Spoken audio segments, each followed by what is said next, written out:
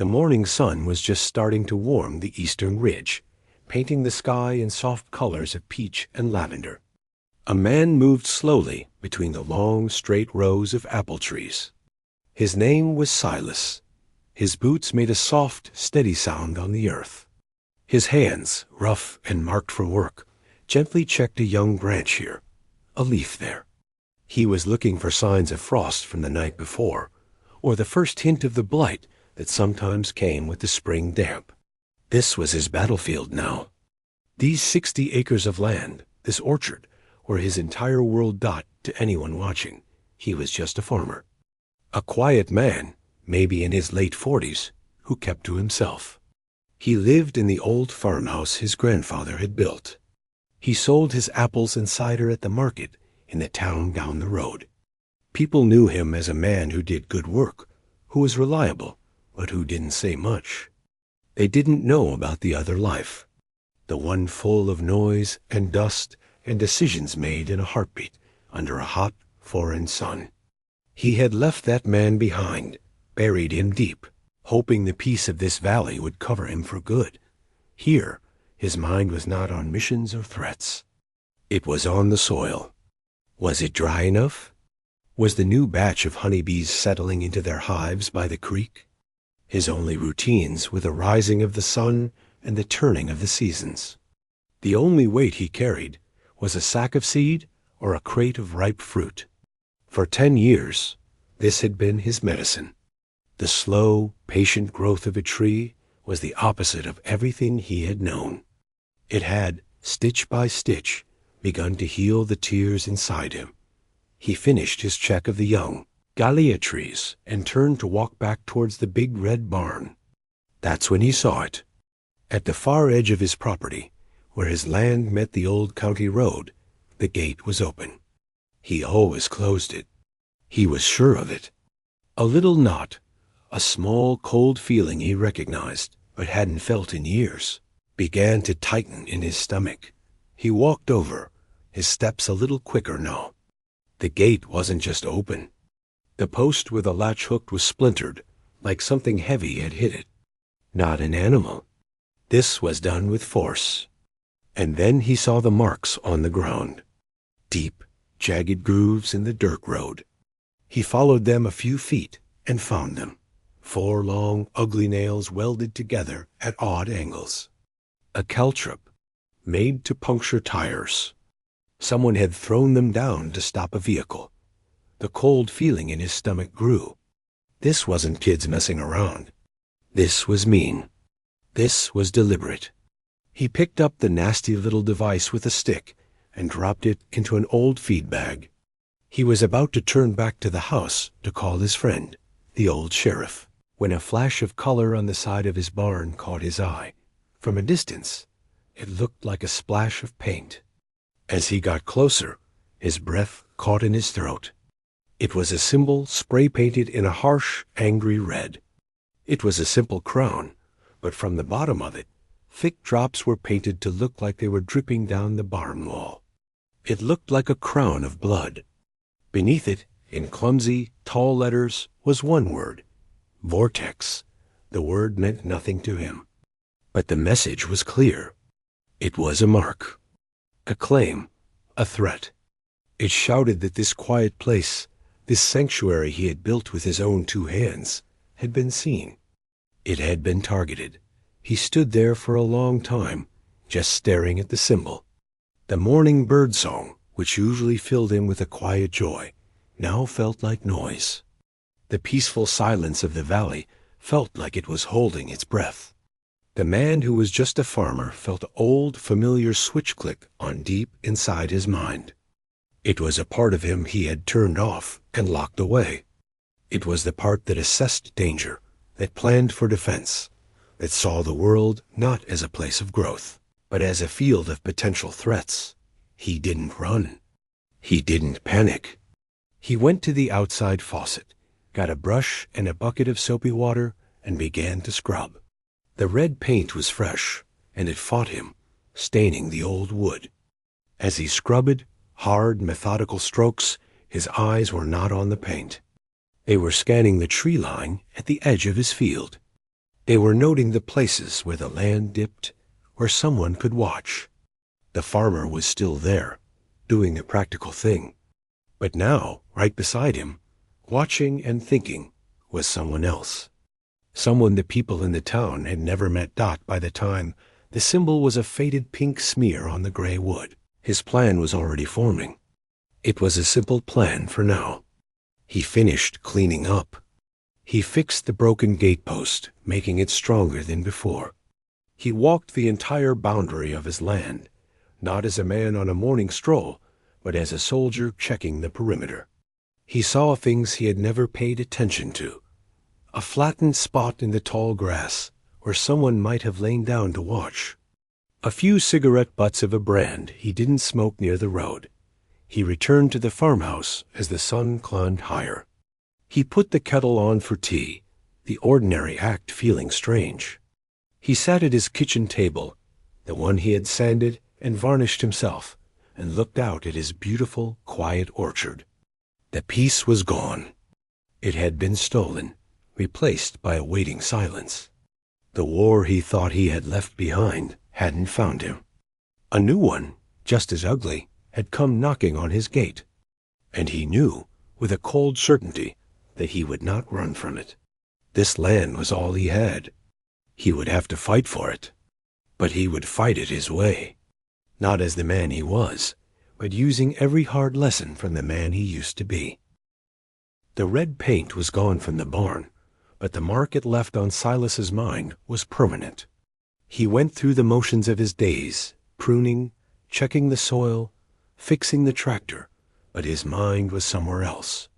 It was in the past, sifting through old knowledge, and on the edges of his land, looking for new signs. He decided not to call the sheriff right away. What would he say? Someone painted on my barn? The sheriff was a good man, but he was busy, and his territory was huge. Silas knew he needed more. He needed to understand what he was dealing with. So he watched. He listened. A few days later, he drove his old pickup truck into the small town at the bottom of the valley for supplies. The usual quiet chatter at the feed store had a different sound to it. It was lower, more worried. He stood by the bags of grain, pretending to read the label, and listened. They came right up to the door. An older man, who ran a few cattle on the South Ridge, was saying, "Not asking, you see. Telling. Said I should think about selling. That things could get inconvenient." Another man, who owned the mechanic's shop, shook his head. "Same guys came by the shop. Wanted to use my back lot at night for storage. I said no. Next morning, 2 of my tow trucks had their tires slashed. Flat as pancakes." The word vortex was whispered. It was a gang from the city, people said. They were spreading out, looking for quiet places to run their business away from police eyes. They used fear. A broken fence here, a poisoned well there, a fire in a field. Enough to make life miserable. Enough to make selling for cheap seem like a good idea. Silas paid for his supplies and drove home, the knot in his stomach tighter. This wasn't just about him. The whole valley was in their sights. He thought of his closest neighbor, an old man who lived in a small house with a big, friendly dog. The man was in his 70s, alone. He had a few chickens and a big vegetable garden. He was the kind of man who would wave from his porch every time Silas drove by. The next afternoon, Silas saw the car. It was a shiny, black sedan, the kind that looked all wrong on the dusty country roads. It was parked in his neighbor's driveway. Silas stood in the shadow of his own barn and watched. He saw 2 young men in slick jackets get out. They walked up to the porch. He saw his neighbor come to the door. Even from a distance, Silas could see the old man's posture change. He seemed to shrink. The conversation was short. The men left a piece of paper in the old man's hand. They didn't wave goodbye. Silas waited until the black car had disappeared in a cloud of dust. Then he walked down the road. His neighbor was still sitting on his porch steps, staring at the paper. The dog was whining, nudging his hand. "Everything okay?" Silas asked, his voice gentle. The old man looked up, his eyes wide and wet. They want the land. Said they'd give me cash. A price. It's not even half of what it's worth. His hands were shaking. They said if I didn't take it, things could happen. That my dog might run off. Or my house could have an accident with the wiring. A tear finally tracked down the man's wrinkled cheek. This is my home. My father's home. Silas sat down on the step beside him. He didn't say empty, comforting words. He just sat there, a solid presence. "You don't sign anything," Silas said, his voice low and steady. "You hear me? Don't sign. You're not alone in this." But the fear in the old man's eyes was deep. It was the fear of losing everything, of being powerless. Silas knew that fear was the gang's real weapon. It was more effective than any knife. The following week, the war came to Silas's doorstep. He was in town again, this time getting a part for his water pump. As he was walking back to his truck, 3 men stepped out of the alley beside the hardware store. They were young, dressed in that same too clean style. The one in the middle was different, though. He was older, with a calm smile that didn't reach his eyes. People called him Reyes. He was the one in charge. "You're the orchard man," Reyes said. It wasn't a question. Silas stopped, the box with the pump part held loosely in his arms. He said nothing. "We've been noticing your place," Reyes continued, the smile still plastered on. "Very quiet. Very private. A man who minds his own business. I respect that." He took a step closer. "We have a business proposal. A use for some of your barns. It would be worth your while." "Not interested," Silas said, his voice flat. The smile on Reyes's face flickered. "See, that's the wrong answer. This isn't a request from a friend. This is an offer from your new neighbors. You should be more neighborly." He glanced at one of his men, a big guy with thick arms. "For instance, I hear you have a young guy working for you, helping with the trees. Leo, right? Good kid. Would be a shame if he had an accident one day. Maybe his bike goes off the road on his way home. It's a dark road at night." A cold rage, clear and sharp, flooded Silas's veins. It was an old feeling. It was the feeling he got when a mission was compromised, when a teammate was threatened. He didn't move a muscle, but his entire being focused on Reyes. The man must have seen something change in Silas's eyes. Because his smug expression faltered for just a second, Silas kept his voice a quiet, even murmur. "You listen to me," he said, so softly the men had to lean in slightly to hear. "You stay away from my land. You stay away from the boy. You stay away from my neighbor." He didn't wait for a response. He turned and walked to his truck, moving with a slow, deliberate calm that was more terrifying than any shout. He could feel their eyes on his back. He knew the threat to Leo was real. That changed everything. That night, the farmhouse was dark and quiet. Silas didn't go to bed. He went to a back closet, behind where he hung his winter coats. He pulled out an old, dusty footlocker. He hadn't opened it in 10 years. The lock was stiff, but it clicked open. He didn't lift the lid all the way. He didn't want to see everything inside. He just reached in. His fingers brushed past folded cloth, past cold, hard metal shapes he knew all too well. He wasn't looking for those. He was looking for something else, that his hand closed around it. He pulled out a simple, green notebook. The pages were filled not with guns or tactics, but with drawings, maps, diagrams of fields, of buildings, of security patterns. It was a habit from his old life to see a place not for what it was, but for what it could be, how it could be defended. how it could be used. He sat at the kitchen table with a fresh cup of coffee and opened the notebook. Then, on a clean page, he began to draw his orchard. Not as a farmer, but as a soldier. He drew the high ground where the old oak stood. He drew the low, boggy ground by the creek that could trap a vehicle. He drew the sight lines from the barn loft. He drew the paths only he and the deer used. The quiet farmer was stepping back. He was letting the other man, the one who knew how to protect things, come forward. It was time to prepare. The piece was over. The change in Silas was slow, but it was deep. It wasn't something you could see just by looking at him. He still wore the same old work clothes, still moved through the rows of apple trees with the same careful attention. But his eyes were different. They were always moving now, seeing things they had stopped looking for years ago. He started with the boy. Leo.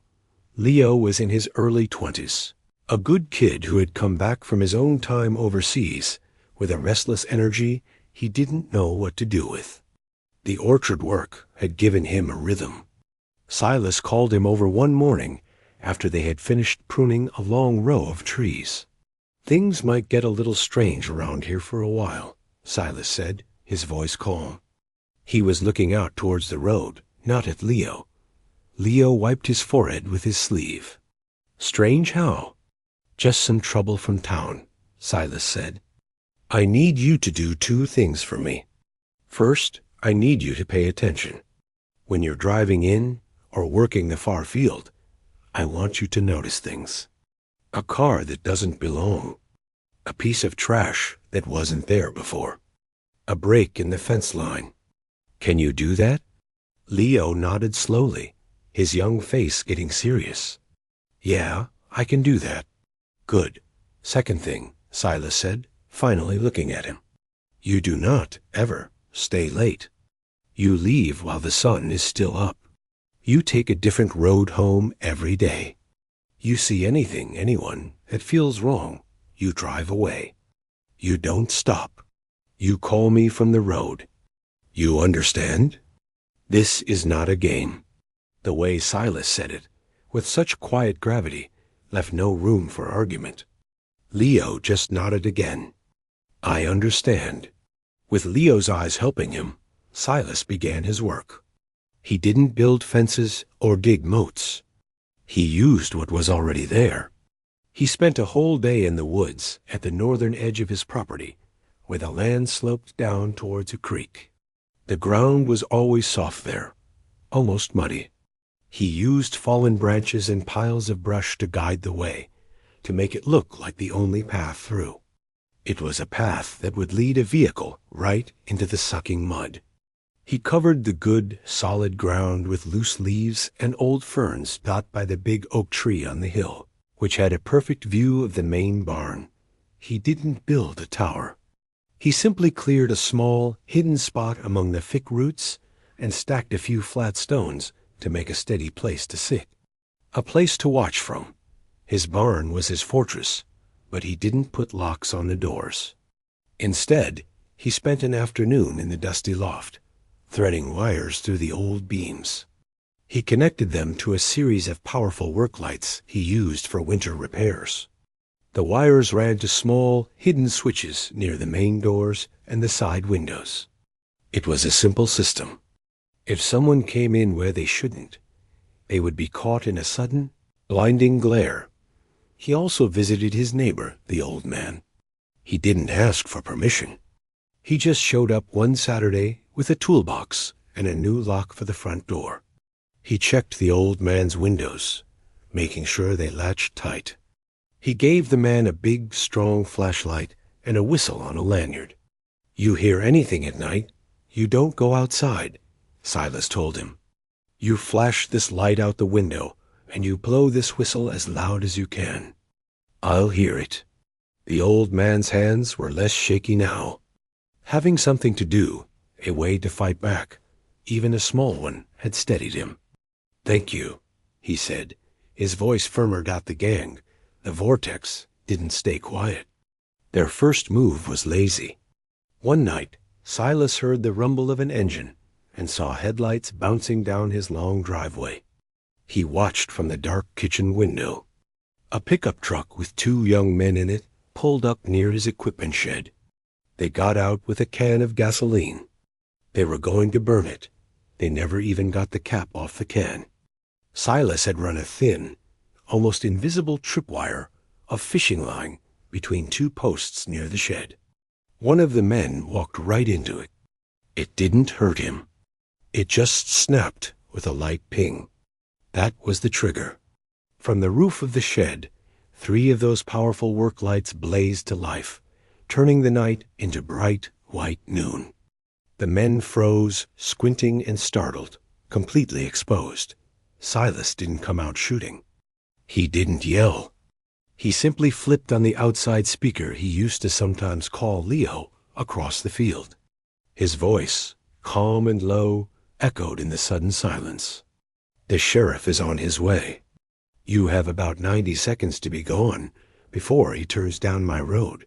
It was a bluff. But in their stunned state, they didn't think. They scrambled back into their truck, peeling out and spraying gravel. The gasoline can was left behind, forgotten on the ground. A few nights later, they tried to cut his irrigation lines, to ruin his trees. But Leo, paying attention like Silas asked, had noticed fresh footprints near the main water valve the day before. Silas had spent that afternoon setting up another one of his surprises. He didn't booby-trap the valve. Instead, he set up a motion sensor he'd ordered, the kind people use for outdoor lights. He connected it to a different set of lights and an old, loud car horn he had in the barn. When the 2 gang members crept up to the valve in the dark, the sensor clicked. Suddenly, lights flashed on and off, strobing wildly, and the horrible, blaring sound of the horn shattered the quiet night. It was confusing and shocking. They ran, dropping their tools. Silas wasn't hurting them. He was scaring them. He was humiliating them. He was using their own secrecy against them, turning the dark into his ally. He wanted them to feel like the land itself was fighting back, like the quiet farmer was a ghost they couldn't catch. He knew it couldn't last. He was making them look foolish, and a man like Reyes, who ruled by fear, couldn't allow that. Each time they ran, the rage on the other side would build. Silas knew a showdown was coming. He was preparing the stage, using every dip in the land, every tree, every shadow. He was turning his peaceful orchard into a maze only he could navigate. The waiting was the hardest part, but he was good at waiting. He had done it many times before, in other places, for other reasons. Now, he waited for them to make the big mistake. He waited for the storm to finally break. The shame of running from blinking lights and a car horn burned through the Vortex gang like a fever. Silas knew it would. He had counted on it. The small, clever tricks were meant to do more than just stop them. They were meant to scratch at the pride of men who thought they were tough. A man like Reyes could not let that stand. His power was built on a reputation of fear, and now his own men were jumping at shadows in some farmer's field. The whispers in the town would start. They had to be crushed. Silas felt the change in the air. It was the quiet before a thunderstorm. Leo reported a black sedan driving slowly past the orchard's main gate 3 days in a row, not stopping, just watching. The old neighbor called, his voice thin with worry, saying he hadn't seen his dog for a few hours. But then the animal came trotting back from the woods, unharmed but acting spooked. It was all pressure, testing, probing. The final warning came on a Friday. Silas found it nailed to the trunk of the old oak tree on the hill. It was a single playing card, the King of Hearts. But someone had taken a knife and carefully scratched out the king's eyes. It wasn't just a threat. It was a message. Asterisk, we see you, and we are coming for you. Asterisk, that night, Silas didn't sleep. He sat at the kitchen table with his notebook under the glow of a single lamp.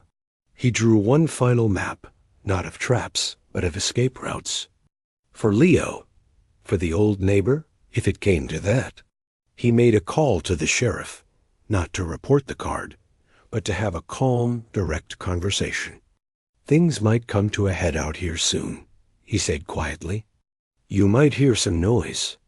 I want you to know my doors are locked, and I am on my own land." The sheriff, a man who had begun to piece things together, understood. "You be careful, Silas. I'm a long way out there." As the sun set on Saturday, the feeling in the valley was heavy. The birds seemed to quiet down earlier. Silas sent Leo home early, watching the young man's truck until its taillights disappeared over the ridge. He checked on his neighbor, finding the old man sitting in his dark living room with the big flashlight in his lap, the whistle around his neck. "You remember the plan?" Silas asked. The old man nodded, his jaw set. "I blow this thing till my lungs give out." Back in his own home, Silas turned off every light. He moved through the blackened rooms, not as a homeowner, but as a guardian. He didn't wait inside. That would be a trap. His advantage was the land. He slipped out the back door and vanished into the deepening twilight of the orchard. He didn't have to wait long. Just after full dark, he heard them. Not a single car, but several. The rough growl of engines, the crunch of too many tires on his gravel driveway. Headlights cut through the night, not trying to be hidden. This was a show of force. Doors slammed, voices called out, rough and loud, meant to intimidate. He counted from his hiding place near the muddy creek bed. 5 vehicles. At least 12, maybe 15 men. They gathered in a rough group near his barn, illuminated by their own headlights. He saw Reyes in the middle, pointing, giving orders. They had tools, crowbars, a gas can again, and this time he saw the ugly shape of a shotgun in one man's hands. They expected him to be in the house, cowering, or to come out on the porch to yell at them. Their first move was toward the farmhouse. 2 men ran up onto the porch, hammering on the door. "Come on out, farmer. Time to talk." Silas was not at the house. He was behind them, near the equipment shed. He reached down to a small, battery-powered box at his feet and flipped a switch. Every light on the property didn't just come on. They exploded into life in a specific, terrifying sequence. First, the blinding spotlights on the barn roof snapped on, aimed directly at the group of men, making them shout and throw their arms over their eyes. Then the strobe light near the water valve started its crazy, flashing dance, casting jerking, monstrous shadows. Finally, from the woods, the deafening blare of the car horn screamed into the night. The effect was pure chaos. For a few seconds, they were disoriented, blinded, and deafened. Silas moved. He didn't run toward them. He moved around them, a shadow using the wall of light as his cover. As 2 men stumbled away from the group, rubbing their eyes, Silas emerged from the dark behind them. He didn't throw a punch. He used simple, brutal efficiency. A sharp pressure here, a sweeping leg there. They went down hard, the wind knocked out of them, confused about what had even hit them. Silas took the crowbar from one man's limp hand and disappeared back into the darkness near the apple trees. Spread out. Find him? Reyes' voice was a scream of rage over the horn. That was exactly what Silas wanted. He needed to break their group apart. As they fanned out, angry and jumpy, they walked right into the land he had prepared. 2 men, moving toward the sound of the horn, found their feet suddenly sinking into the deep, cold mud by the creek. They yelled, trapped up to their knees, struggling USEL out another man. Trying to be smart, thought he'd flank the barn by going through the old chicken coop. Silas had strung more fishing line across the entrance. The man didn't fall, but when he hit it, a net of heavy, empty burlap sacks, weighted with rocks, swung down from the rafters. wrapping around him in a smothering, terrifying embrace. He screamed, fighting the empty bags. Silas was a ghost. He would appear where they didn't expect, using a moment of surprise to disarm, to shove, to trip. He hit the man with the shotgun from the side, sending the weapon clattering into the dirt before melting back into the trees. He wasn't trying to be a hero in a fight. He was dismantling them, piece by piece, breaking their will. But Reyes was not a fool. He saw his men fall into traps and shadows. He stayed in the center, near the cars, and he gathered the 4 men who remained close to him. They had one weapon left, a pistol in Reyes's hand. They stopped chasing shadows. They had a better idea. They grabbed Leo. Silas saw it happen from the hill. Leo, worried and disobeying orders, had come back. His truck had approached quietly, but they heard it. They surrounded him, dragged him out, and put him in the headlights of one of the cars. Reyes put the pistol against the young man's head. The chaos stopped. The horn Silas had finally turned off left a ringing silence. All his clever tricks, his defenses, meant nothing now. This was the oldest, ugliest move in the book. Reyes's voice cut through the quiet, panting with anger and effort. "Enough, you hear me, farmer? You show yourself right now, or I paint this kid's brains all over your nice, clean driveway." From the darkness under the old oak tree, Silas closed his eyes for one single long second. The farmer in him wanted to cry out, to beg, to trade himself. The soldier in him saw the angles, the distances, the cold, hard math of the situation. The soldier knew what had to be done. He dropped the crowbar. It thudded softly on the grass. Then, slowly, he stepped out from the trees and into the edge of the circle of light, his hands held out, empty, at his sides. Every eye turned to him. In their faces, he saw relief and then triumph. They thought they had won. They had the crazy farmer at last. Silas looked only at Reyes, and then at the terrified eyes of the young man beside him. He gave a small, almost imperceptible nod to Leo. It wasn't a nod of surrender. It was a signal dot. It was time for the last move. Silas stood perfectly still at the edge of the light. He looked smaller out in the open like that, just a man in work clothes with his hands empty. All the fight seemed to have gone out of him. The men holding Leo relaxed their grip a little. Reyes's tight smile came back. He had won, see? Reyes said, his voice slick with victory. That's how you talk to people. You listen. He pressed the gun harder against Leo's temple. The young man squeezed his eyes shut. Silas didn't look at the gun. He looked at Leo. His voice, when he spoke, was calm and clear, like he was giving an instruction about pruning a tree. "Leo," he said, "remember what I told you about sudden noise? About getting low?" Leo's eyes flew open. For a second, they were wide with pure terror. Then they focused on Silas's steady gaze. He gave a tiny, shaky nod. It was almost nothing. That was all Silas needed. He took a slow, deliberate step forward. Not toward Reyes, but to the side. "Let the boy go," Silas said, his voice still that same, even tone. "It's me you want." "Oh, I'll get to you," Reyes sneered. But his eyes, and the eyes of his men, followed Silas as he moved. It was a basic rule. You watch the thing that's moving dot in that split second. Silas moved. But he didn't charge. He dropped. He fell straight down to the ground, as if his legs had been cut out from under him, dot at the exact same moment. Leo remembered. Asterisk sudden noise. Get low dot asterisk. He didn't think. He threw his weight backwards, his whole body falling against the man holding him. He kicked his legs out, going limp, and heavy dot Reyes was distracted by Silas's sudden drop. His aim wavered for a fraction of a second. The man holding Leo stumbled, caught off balance by the dead weight. That was all the time Silas needed. From the ground, he didn't get up. He pushed forward, a low, fast scuttle like a crab. He was under the arc of the headlights, in the shadows near their feet.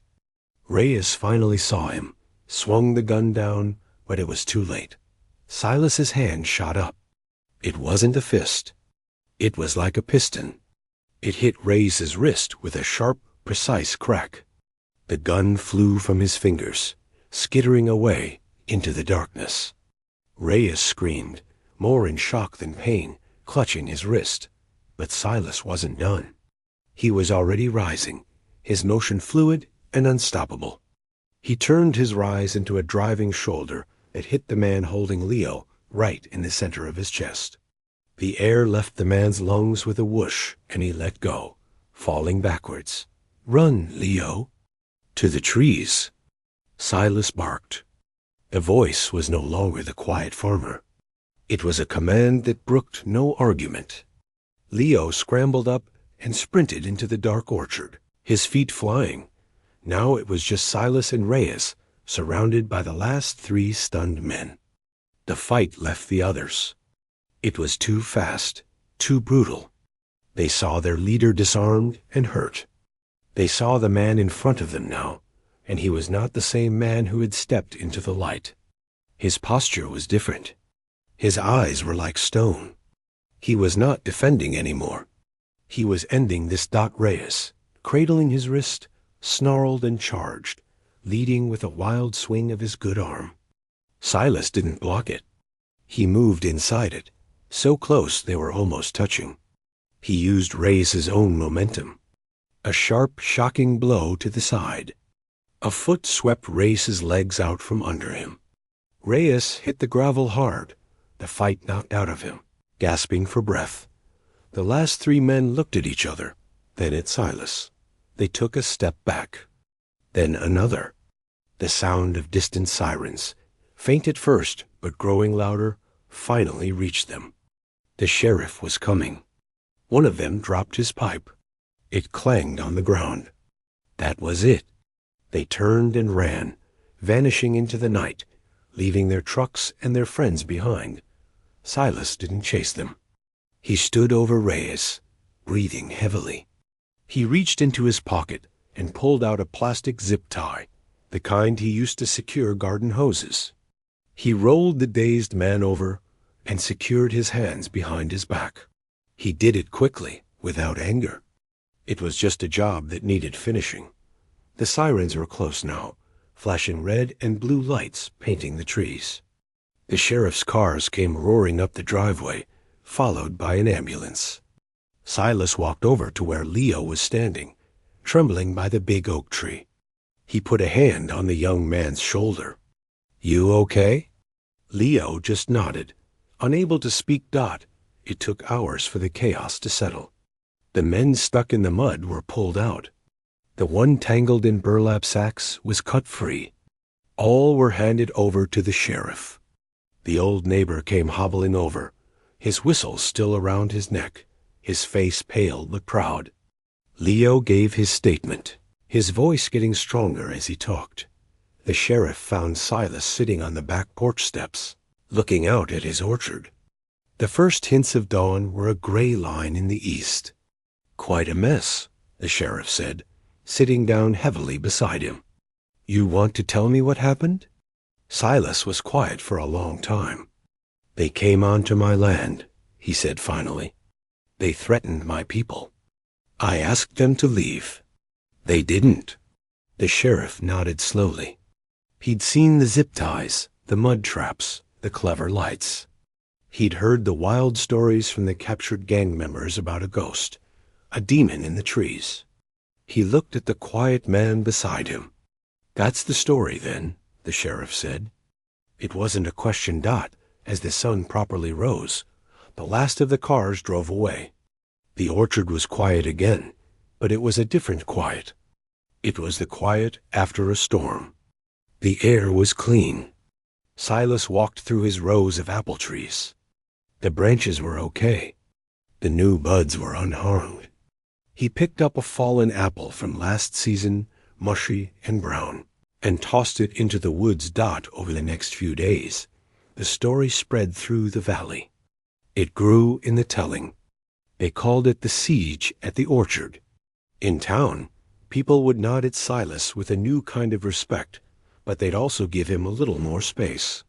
He had become a legend, and legends are a little scary.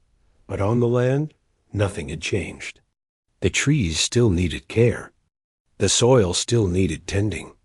Silas went back to work. Leo came back the next Monday, and they pruned trees together, not talking much about it. The old neighbor brought over a fresh-baked pie. One evening, Silas went back to the closet.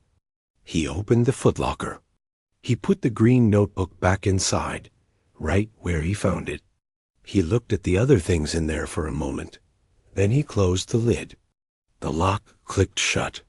He pushed the trunk back into the dark corner and hung his winter coat in front of it. He walked outside to the porch. The sunset was beautiful, spreading gold and red across his peaceful valley. He sat down and listened to the sound of the wind in the leaves. He was a farmer again. But now he was a farmer who knew, deep in his bones, that he could protect what was his. The legend belonged to the town. The quiet and the land belonged to him. And for the first time in a long time, it felt truly, completely like home.